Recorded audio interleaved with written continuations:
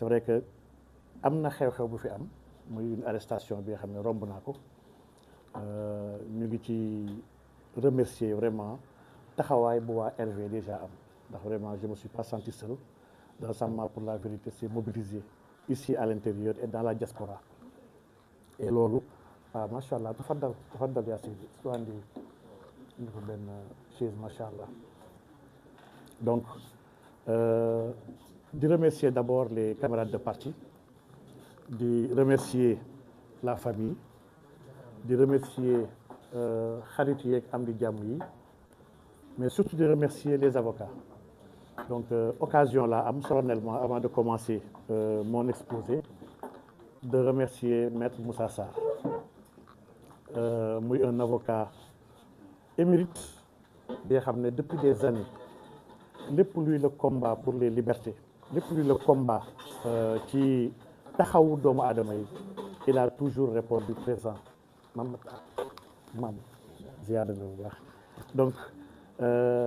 Maître Moussa Sarr wax dëgg yàlla en ce sens là jàmbaar la waaye su ma ko remercier mënuma ñàkk remercier waale Maître Hosni muy un avocat du barreau de Paris il est plus sénégalais que les sénégalais dafa am yitte bañ ma jàppee mu ne ma damay ñëw Sénégal je vais te défendre mu am yitteem jël avion ñëw ba fii pour défendre ñu te loolu wax dëgg yàlla ça me va droit au cœur Maître Hosni soxnaam sénégalaise la ay doomam sénégalais lañu c'est quelqu'un bi nga xam ne qui aime profondément le Sénégal parce que le Sénégal daf ko defal li nga xam ne dëkk d'origine am muy Tunisie defalu ko donc vraiment maa ngi koy remercier ñoom Maître Danfakha di remercier vraiment tous les avocats qui ont tenu à me défendre au nom de la liberté d'expression et surtout au nom des valeurs que nous partageons donc di remercier les organisations de la société civile ndax umpalewu leen ni bañ ma jàppee amoon na conférence de presse bi ñu bëggoon def le mercredi conférence de presse boobu les gens de la société civile ñoo amoon yéene ñoom Alioune Tine ñoom Seydi Gassama vraiment tous les acteurs sans exception su ma limee damay juum ñoom ñëpp dañoo jàpp nañu waroon tase pour mettitlu arrestation parce que jàpp nañ ni méngoowul ak yoon ñoom Mamatar gi sañu bokk des acteurs des activistes donc ñoom ñu tudd dëgg valeur ñoom ñu vraiment nit ku la taxawu wala bu am yéene taxawu la jàpp naa ne amuloo fayam donc ñu ngi leen di remercier ñoom ñëpp macha allah et di remercier tous les Sénégalais de manière générale. Donc damay ñëw dans le fait dans le cœur de notre conférence d'aujourd'hui muy un petit retour sur les faits. umpalewu leen ni dañ maa woo pour diffusion de fausses nouvelles moom la ñu ma sax attee en réalité la diffusion de fausses nouvelles ñu ko droit expliqué ñu ko article 255 précisé wax dëgg yàlla mooy ñi nga xam ne dañoo jëf yee xam ne dafa susceptible parce que le mot sax est dans le corps de la loi susceptible de porter le discrédit sur les institutions ou de générer des troubles à l'ordre public. À la lumière de cet article là su ma xalaatee li ñu doon wax ñun ak li ñu inculpé wax dëgg yàlla uute def ci am ñun discuté wuñu benn institution on n'a même pas parlé des institutions parce que la constitution énumère ñan ñooy les institutions de la République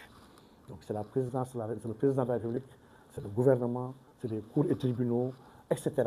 c'est le conseil constitutionnel yii ce sont des institutions. Je n'ai fait allusion à aucune institution en réalité. Quant à trouble à l'ordre public, je ne pense pas qu'une émission buy décrypter l'actualité mën na troubler l'ordre public. Encore que on parle de susceptibilité. Et la susceptibilité, juridiquement et scientifiquement, n'est pas mesurable. C'est-à-dire qu'on a des lois aujourd'hui dans ce pays où il y a des termes qui ont été intégrés sciemment pour mën a laisser libre cours à toute forme d'interprétation liberticide et surtout di générer une insécurité juridique pour l'ensemble des acteurs man dama yàgg gëm ni l'article 255 ni ñu ko bindee baaxul dans le code pénal dama ko doon xeex jamono Macky Sall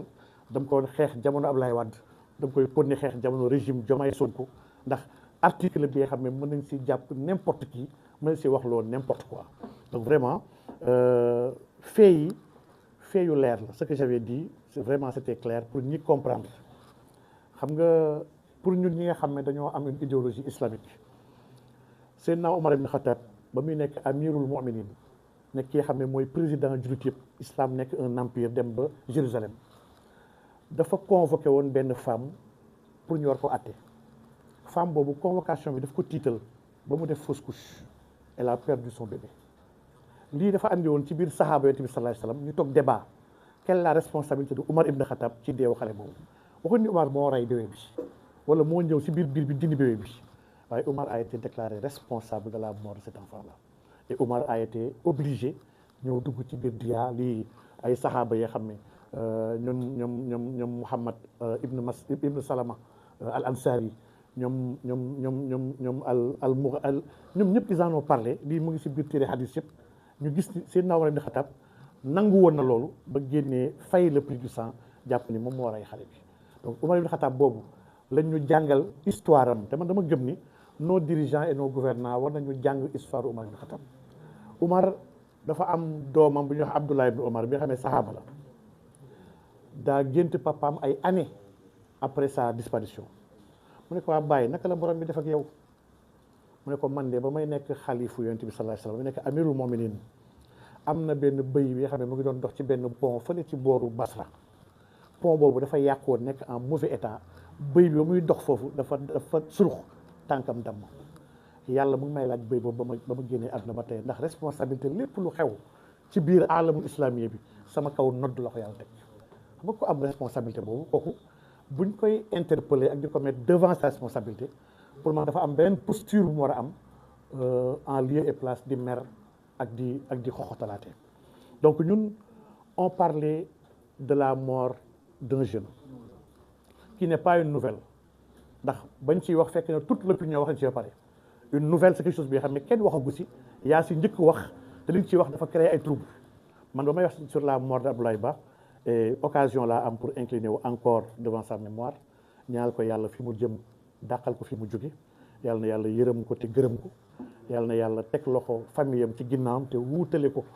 ak lu gën incha allah rabbi mais ba may wax ci décès am je suis pas le premier à en parler donc c'était pas une nouvelle encore moins une fausse nouvelle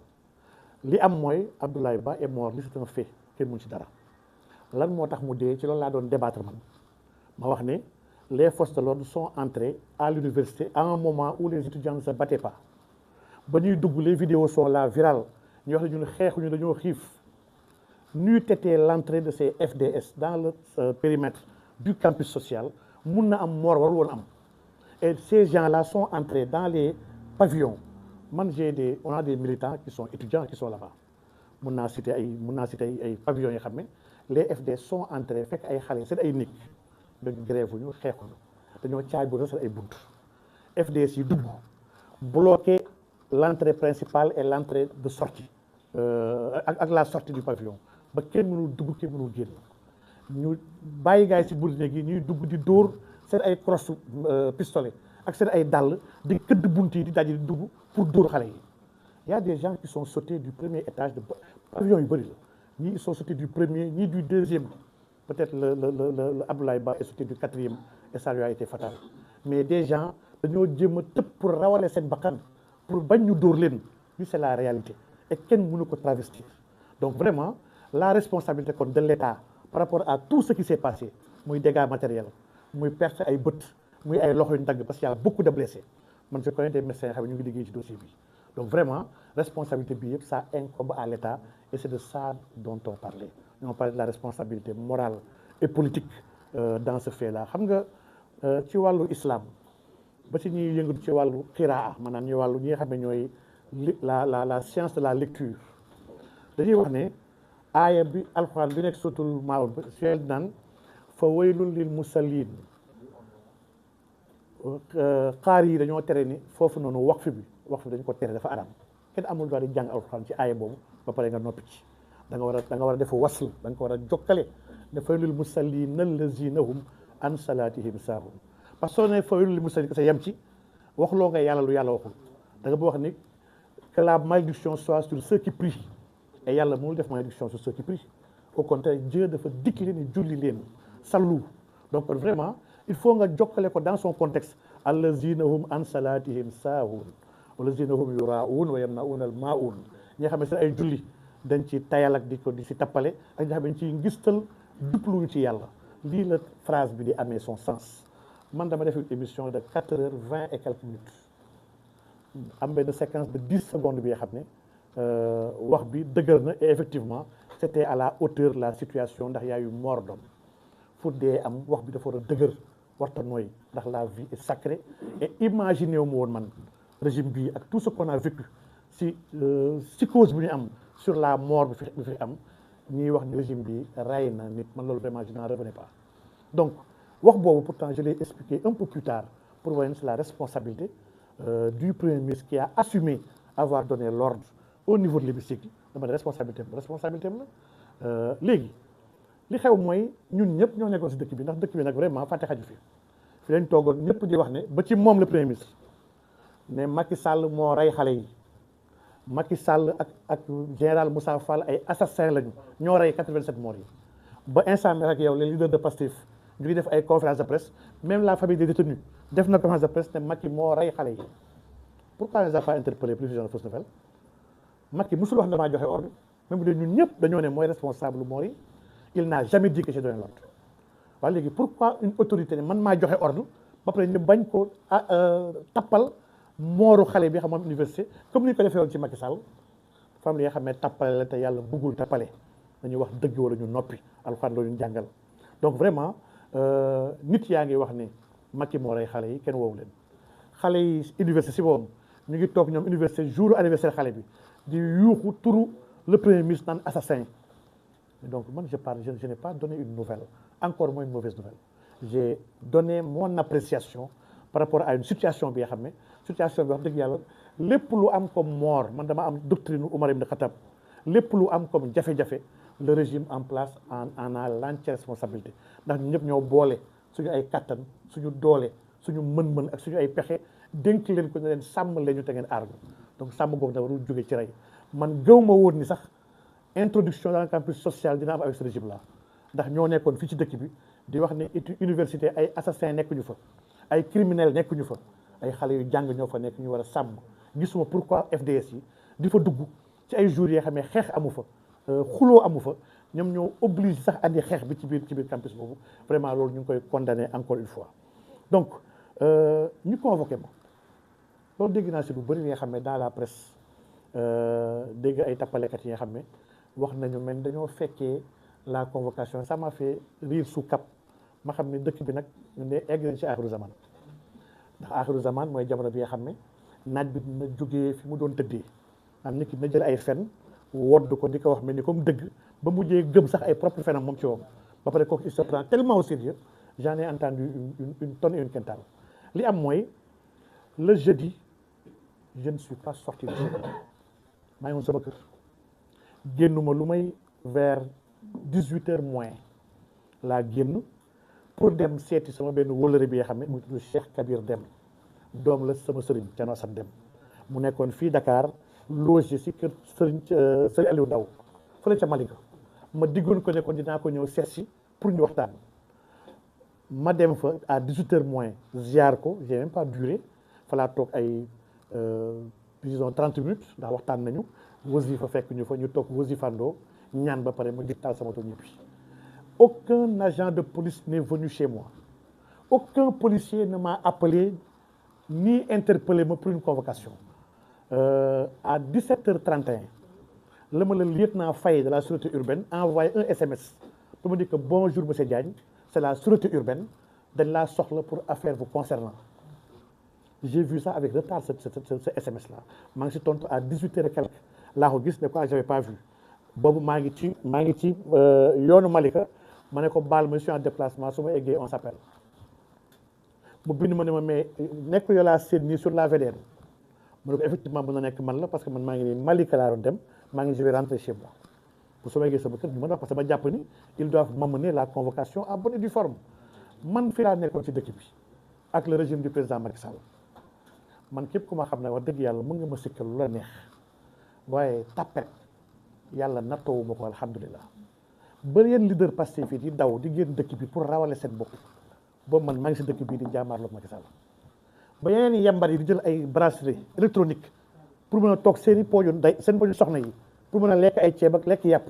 ba man maa ngi ne bracelet man dama gëm ni lu may déshonoré la buumu jaami la may fàttali ma tëdd kaso ma gën ñu may sol bracelet ba gars yi di tëj seen ay page Facebook ñemeetu ju bind boobu man maa ngi fii sama page Facebook chaque jour di bind ba gars yi dawee émission yi ñemeetu ñu fa dem ñun ñoo ngi doon def émission yi defaale ay live di wax ci dëkk bi ñun mos ñoo ragal suñu gars yi suñu demee ba commencé sos sax kii dafa daw dañ ko bëgg a jàpp làqatu na ça m'a fait rire man musuma làqat sama àdduna et je vais pas commencer aujourd'hui devant des gens yoo xam naa ni may def fit ñooñ di wax loolu si bëri defandoo naa ak ñoom ay garde à vue ñuy jooy di lox ma leen di dalal dañ wax ne leen kaso méttiwul lii moo fa am ak lii bul tiit demal donc kon wax dëgg yàlla bu dee ay tapet ñooy wax tey jii ni Cheikh Madiagne dafay daw vraiment war nañu jommi xam ni kon aaxiru zaman dikk na donc convocation bi ni la demee j'ai dit aux policiers ma ne ko ba ma eggee on a discuté ma ne ko sawaay man suba j'ai un cours que je dois donner le vendredi et puis jour juma la est-ce que doo bàyyi ba lundi ma ñëw mu ne ma may ma wax ci sama hiérarchie il est parti tuuti ñëw ne ma professeur hiérarchie bi ne d'accord ma ñëw le vendredi suba nga war a ñëw mu ne quoi d'accord naa ba tey ñëw suba mais bu dee sax léegi suba laa war a ñëw tu m'as convoqué à 10 heures xanaa au moins may ma ba 15 heures comme ça su ma defee sama cours le matin dem julli juma au moins je serai totalement à votre disposition parce que man xam naa ni li tax une émission bu am depuis semaine passée depuis fin février nga bàyyi ba 10 jours après nga bàyyi ba jeudi soir nga soog ma woo ne ma ñëwal vendredi man xam naa ne il voulait me retenir pour le week-end et loolu ça ne me dérangeait aucunement dama gëm ne ñu ngi si mujjantelu fanu koor yi fanu zikr la ak jàng alquran gëm naa ni ma nekk sama kër ak ma nekk prison ma nekk violon pour man just the same man dama bokk si ñu gëm ni ad-dunya sijnun lil mu'min dafa wax ne adduna prison la pour ñu gëm ñi que je sois dans les prisons ou que je sois chez moi wallahi azim pour man ça m'est égal l'essentiel mooy ma quitte avec ma conscience parce que man mindeef mënumaa tëj li ma waxoon Macky Sall laay waxaat le régime Sonko Diomaye ñetti mbir ngeen mën ci man da ngeen may bàyyi may wax sama xalaat di participer normalement à la démocratie à la consolidation de cette démocratie à la connaissance ak la conscientisation lii mooy benn wa illaa ngeen jàpp ma di ma tëj wa illaa ngeen jëm ma rey et ñett yi wallahi azim benn ci man booy ma bàyyee naa def sama mission di def sama liggéey ndax lii la ma yàlla sant booy ma tëjee naa am temps de réflexion dinaa zikkër dinaa bind booy ma reyee damay nekk shahid yàlla gërëm ma dugal ma àjjana et ñett yi yëpp pour man sàmme tegal wax dëgg yàlla donc kon convocation bi ni la demee kenn ku ci wax leneen jéemal tuub te nga fay bés bi nga ko wax nañ ko fay te islam dafa jàngale ni képp ku fenn tay ko di yàq deru doomu adama fekk yaa ngi ci koor bés boobu da nga saboté koor gi bés boobu 2 mois nga koy fay doo ko fay benn fan donc am na chroniqueur journaliste yi nga xam ne du mu leen tudd ngir ormal leen amel nañu 2 mois koor d'affilée borom bi subhanahu wa taala ci sos ak fen yi nga xam ne teg nañ ko sama nodd waaye baal naa leen ak jàppalu ma leen donc kon convocation bi la demee bu ma demee ci convocation bi je savais directement xam naa li gars yi bëgg on a discuté ils ont posé leurs questions j'ai répondu waxtaan nañu laaj ma préciser sama pensée je leur ai dit que musuma wax ni le premier ministre moo jël pistolet dem ci biir campus di rey ay xale musuma wax loolu musuma wax tamit ni moom moo joxe ordre mooy dem na ngeen réellement telle personne loolu hasard la sax loolu mënul nekk mais li ma wax kay mooy il a une responsabilité ci mooru xale bi moom mooy le responsable et que vraiment même en droit administratif on parle de responsabilité directe indirecte responsabilité sans faute responsabilité avec faute la théorie de la responsabilité théorie bu yaatu la bi nga xam ne ñi may waxal vraiment en presse jàpp naa ne xam nañ ko malgré tout cela ñu ma noonu on va notifier le garde à vue pourtant Dieu sait que j'ai toutes les garanties de représentativité man maa ngi dëkk bi fii laa dëkk j'ai élu domicile dans ce pays ma famille est dans ce pays je travaille dans ce pays dawuma génnuma daayuma pourtant on pouvait me convoquer ne ma ñëwal lundi au niveau du parquet pour ñu waxtaan mais demal nga ñibbi sa kër waaye la méchanceté day yóbbu toujours nit ki à bout ils ont voulu me retenir tout le week-end je n'ai accepté ma toog fa week-end ba lundi ñu déféré ma yóbbu ma devant le procureur ils ont visé l'article 255 bi nga xam ne dans le code pénal et lii bokk na suñu yàgg xeex te lii bokk na ci réforme yi nga xam ne gëm naa ni soxlawul alal wala ay teraanga pour def ko y a des réformes yi nga xam ne un régime bu sérieux ba pare nekk de bonne foi soxlawul temps pour def ko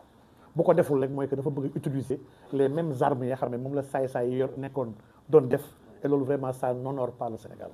donc mu placé ma sous mandat de dépôt yóbbu ma Rebeuss ma am ci nag jàngat jàngat bu njëkk dañ maa woo ci bés bi nga xam ne moo nekkoon veillu Badar bi nga xam ne moom la jullit yi taxaw xeex mu nekk victoire bu éclatante man ci xaal boobu laa demee uyu ji police ba ma demee police ñu téye ma fa ñetti fan fa laa toog vendredi samedi ak dimanche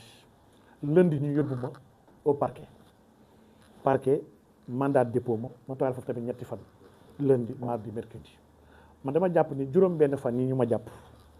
ñetti fan ci biir police ñetti fan ci biir prison dama ci am jàngat yi nga xam ne au delà de zahir dama jëm ni am na li nga xam ne baatin la peut-être nag baatin bi fii du waxukaay bi mais dama gëm ni y a quelque chose d'extraordinaire qui s'est passé ci biir incarcération bi ma ciy sant yàlla ñu bëri ma woo di ma masaw ma leen moom leen masaw leen ma doon ndokkeel dama gëm ni teraanga la ak tawfiix saa yu yàlla tegee natu jaamam daf ko fas yéene yëkkati yàlla du juum mukk te lu mu def lu gën la ma leen ko man fi ma jëm fi ma jugee dama gëm ni teraanga rek moom fa yóbbu et dama demoon sax gëstuwaale xoolaale l'état de nos prisons ginnaaw ba mu fa defee sous Macky Sall ñetti mandat de dépôt ci ay prisons yu ute doon xeexal dëkk bii ànd kook ñi yor dëkk bi tey jii di leen xeexal donc bu lii yëpp weesoo 2 ans après ñoom ñii ma doon àndal di leen xeexal di leen taxawu ñu yóbbu ma ci kaso yooyu dañ maa jox possibilité ma dem auditer waat l'état de nos prisons ak li ñu woon waxante ndax def nañ ci dara et à ma grande surprise rien n'a été fait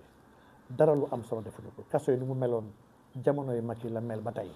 et loolu c'est désolant et loolu ça n'honore pas ce régime là donc ma ci beral nag nuyoo à la police la sûreté urbaine agents yi nekk foofu yëpp au niveau du violon waa police centrale ils ont été d'une extrême courtoisie maa ngi woon ci violon bi sama sijaada yor sama course ak sama kaamil j'ai reçu beaucoup de visites mamataal bi sax ñoo seet si ma ndogondoo nañu ñëpp ñoo seet si ma on m'a permis de les voir waxtaan ak ñoom et très sincèrement professionnalisme boobu ak ñeewantal tu sentais yërmande bu ñu am ak surprise bu ñu am ci gis ma foofu ndax jàpp ñu woon ni man war naa mën a dellu ci biir ay kaso yooyu donc on a discuté et j'ai trouvé des personnes yoo xam ne macha allah je tenais à rendre hommage vraiment à ces policiers là ci taxawaay bu ñu am et hakaza tamit l'administration pénitentiaire bañ ma yóbbee Rebeuss maa ngi ñëw le lundi et pour dire que l'administration pénitentiaire ba tey fi mu ne woon dem ak barki dem ba nekk ba tey mooy administration bi ñu gën a fàtte ndax ba tey ay statut mu réglé wuñu ko pourtant man j'ai travaillé ci statut administration pénitentiaire yi pour ñu am statut porté naa seen plaidoyer xeex naa ba may nekk présidence pour ñu mën a am dara yàlla daf ko dogalul mais ma ñëwee dama fekk le chef de cour ndeysaan mu accueillir ma Ibnu Faye maa ngi koy nuyu su ma ko nuyoo fi ma ne nuyu naa waa prison bi yëpp ak garde yëpp ndeysaan macha allah parce que vraiment ils ont été très courtois et très aimables dama fekk équipe bu bees à Rebeuss équipe bi nga xam ne très responsable ma leen di observer ndax ñun dañuy toog di gëstu ndax dañuy génn di rendre compte fu ñu mën dem dañuy xool li fa xew pour mën a joyanti ak defaraat donc mais une équipe vraiment très professionnelle le chef de cour pour l'anecdote damaa ñëw egsi jour ma egsi daf maa jëndal ndox jëndal ma ay carax ne ma sëriñ bi dama nga toog nga noppalu et loolu ci xaalisam na ko génnee ci dal ma ko et il n'était pas tenu donc loolu day wane ñeewantal ak mbaax bi xam ne dañ ko làmboo ëmbal ñu ko loolu vraiment c'est pas la première fois qu'on se croise maak moom dem naa Rebeuss demaat Rebeuss bi mooy sama 3e Rebeuss dem naa Rebeuss dem naa Cap Manuel dem naa Sébikotane prison yi yëpp Macky tëj na ma fa jàppoon naa ne sama diggante ak prison jeex na ba Macky jógee Sénégal waaye yàlla wan na ma ni kon dama juumoon dafa mel ni des nañu ba tey te jamono bii sax laa gën a ragal que jamonoy Macky Sall par rapport aux libertés ak aux droits des personnes loolu naa si ñëw donc l'administration pénitentiaire a été magistrale ma dem tribunal juge bi condamné ma à une amende de 500 000 francs waaw man nag d'accord moom sax si jàpp bi ma jàpp la d'accord ma si jàpp bi d'accord ma si àtte bi ndax dama gëm ni dans un pays sérieux sax on ne m'aurait jamais appelé pour avoir dit que kii joxe ordre mooy responsable moo ko rey vraiment man jàpp mu woon ni nañ jël au mot pour andi ñu problème pourtant avocat bi wax na ko séance bi ñun ñëpp am nañu ay doom des fois di nga mere sa doom ne ko yow su la jàppee naa la rey waaye ñëpp xam nañ ne kenn jur sa doom jàpp ko di ko rey maanaam dafa am wax dafa am wax bu feebaree sax xanaa noppi koy dégg war a wér donc soo waxee au sens premier wala au sens second du terme loolu enquête bu ñu la woowee ba xam ne kii waxam la si namm dina la war a bàyyi nga dem ñibbi donc mais malheureusement jugement bi ça a eu lieu ils ont visé la diffusion de fausses nouvelles et lay wan ni amul diffusion de fausses nouvelles. Diffusion de fausses nouvelles dans le droit dans le code pénal article dafa wax ne c'est entre 1 an ba 3 ans de prison et amende de 100 000 francs à 1 500 000 man procureur ba mu defee réquisition ba pare sax li mu demandé moom mooy 6 mois de sursis demandé wul sax emprisonnement ferme nga xam ne kon nekkuñu devant la diffusion de fausses nouvelles parce que fekkoon y avait une diffusion de fausses nouvelles il aurait demandé au moins 1 an ferme sinon mu demande le maximum mooy 3 ans ferme donc vraiment lii c'était une farce bi nga xam ne Sénégal soxlu lii jamono yi ñu toll par rapport ak jafe-jafe yu askan bi nekk ci dund donc vraiment amende bi nag ma recevoir ko avec humilité juge bi yoroon sama atte dama ko xool dama toog di ko gëstu di ko xool ba gis ko il parlait respectueusement aux détenus parce que maa ngi ànd ak ay malfaiteurs au vrai sens du mot ñu àndandoo ak seen ñàngaay mais saa yu si interpellé kenn il lui parlait avec respect il respectait sa dignité nga xam ne kii am na yar bu nekk ci moom loolu moom ma njëkk am loo yaakaar ba ma toogee ci biir séance bi donc il a jugé gëm naa ni intime conviction la jugé teg na ma daanu 500 000 francs en personne respectueuse une personne politique respectueuse de mes institutions et de la bonne marche de mon pays aw ma droit bañ ko fay même bu dee d'accord ma ci man bokk ma si naan du ma fay dara te maa tey ndax loolu c'est pas sérieux pour quelqu'un qui aspire à diriger ce pays gëm naa ni soo bëggee defar dëkk li war a njëkk def mooy respecter ni dëkk bi doxee respecter daan la dëkk bi teg je vais le respecter dinaa ko fay incha allah parce que dañ ma ko teg ma d'accord ñàkk d'accord loolu beneen débat la donc lii vraiment retour la woon rek par rapport à tout ce qui s'est passé ndax y a beaucoup de choses yoo xam ne wax nañu ko ci presse bi ma koy suivre à distance toog di xool di retaan ki naan daw naag ki naan dafa dem Ziguinchor ànd naag diw ak vraiment ça m'a fait rire ma ne ah Sénégal de mujj na métti ndegam deewaguma ñu ngi may waxal yëpp man sama deewoon fu ma jëm donc yàlla ñu yàlla defal sutura ak tawfiq incha allah donc je reviens sur mon séjour détenu yi ma fekk ci biir kaso bi j'ai trouvé ba tey li ñu doon xeex jamono Macky Sall ci wàllu justice fekk naa ko ba tey ci kaso yi fekk naa nit bi nga xam ne jàpp nañ ko ndax 3500 francs 3500 ñu ko jàpp pour escroquerie tailleur la bañ koy jàpp mu ngi ànd ak téléphone am bi nga xam ne techno la téléphone boobu war na jar xanaa 20 wala 30 000 maanaam c'est insensé et c'est ahurissant